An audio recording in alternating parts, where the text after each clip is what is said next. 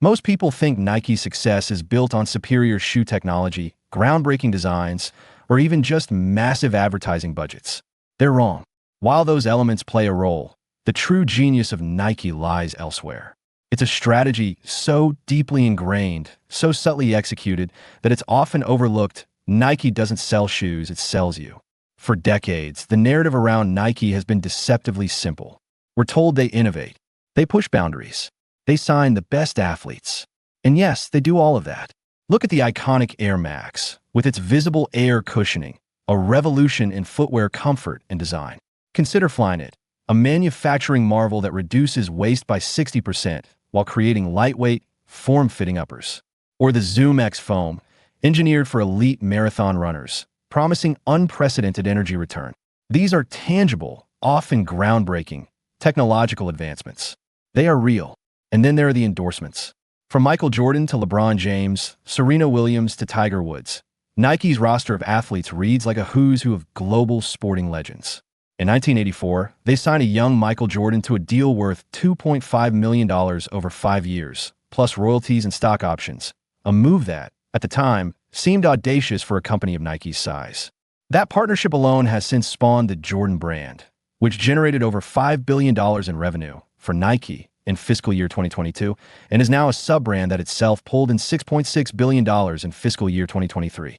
LeBron James signed a lifetime deal in 2015, reportedly worth over $1 billion. These athletes aren't just wearing the shoes, they are the shoes, or so it seems. This combination of cutting-edge innovation and unparalleled star power forms the bedrock of what most people believe is Nike's winning formula. It's the obvious answer, the one presented to us in glossy magazines and high-definition commercials. And it's a powerful story, certainly, but it's also incomplete. Because if product innovation and celebrity endorsements were the sole drivers of success, then why haven't competitors like Adidas, Puma, or Under Armour closed the gap?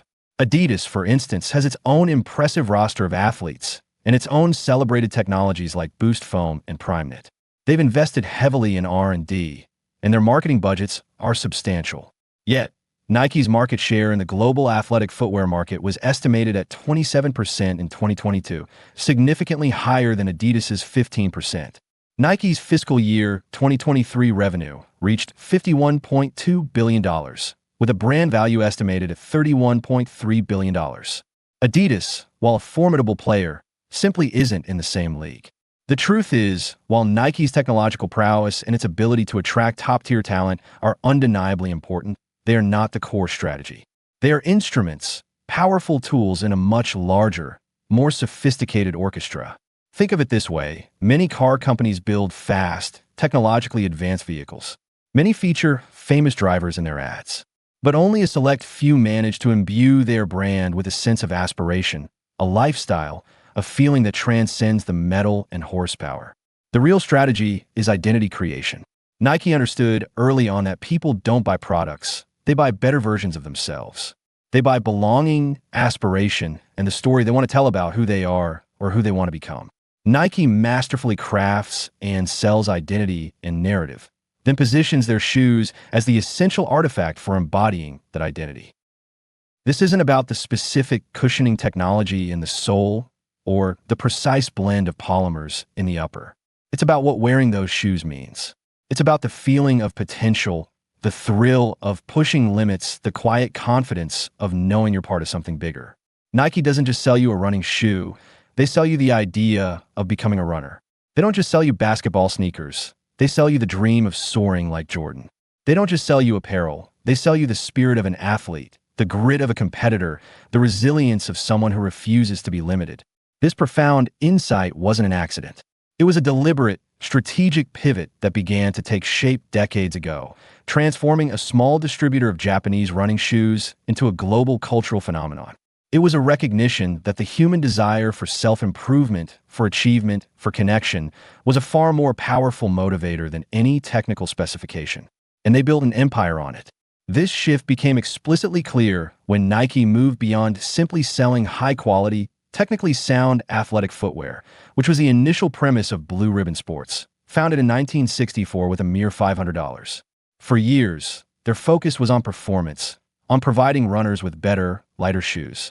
The early innovations, like the famous waffle sole invented in 1971 using Bill Bowerman's wife's waffle iron, were all about functional superiority. But then, something fundamental changed. The pivotal moment, the true inflection point where this identity-driven strategy became codified, arrived in 1988 with the launch of one of the most recognizable and enduring advertising campaigns in history. Just do it. This three-word slogan, famously inspired by the last words of a convicted murderer, transcended product features entirely. It wasn't about the air technology or the specific design of a new sneaker. It was about a universal call to action, a challenge to overcome inertia, to pursue greatness, to tap into one's inner potential. It spoke directly to the human spirit, to the aspirational self that Nike had begun to understand so intimately. Just do it wasn't just a tagline, it was a philosophy.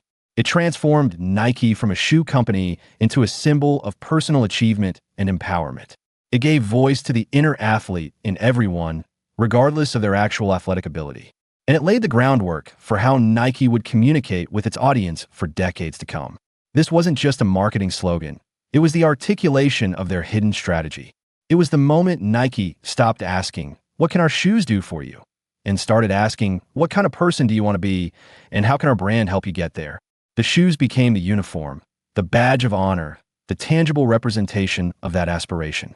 But how exactly does Nike execute this strategy? How do they consistently weave this narrative of identity and aspiration into every fiber of their brand, making it almost impossible for others to replicate? The answer lies in a series of deliberate, often counterintuitive choices that have cemented their position not just as a footwear giant, but as a master of cultural influence.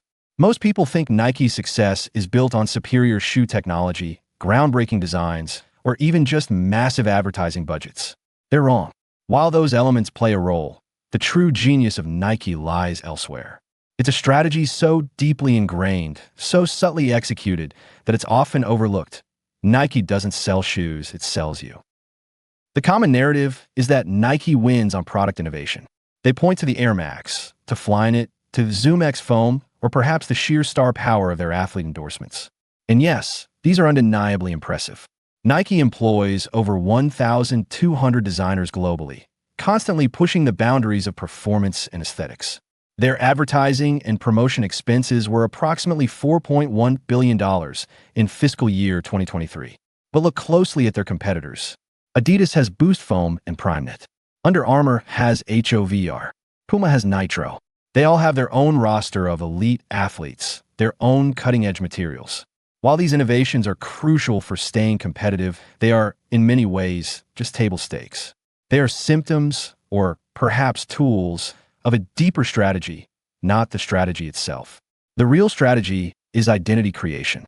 Nike understood early on that people don't buy products. They buy better versions of themselves. They buy belonging, aspiration, and the story they want to tell about who they are or who they want to become.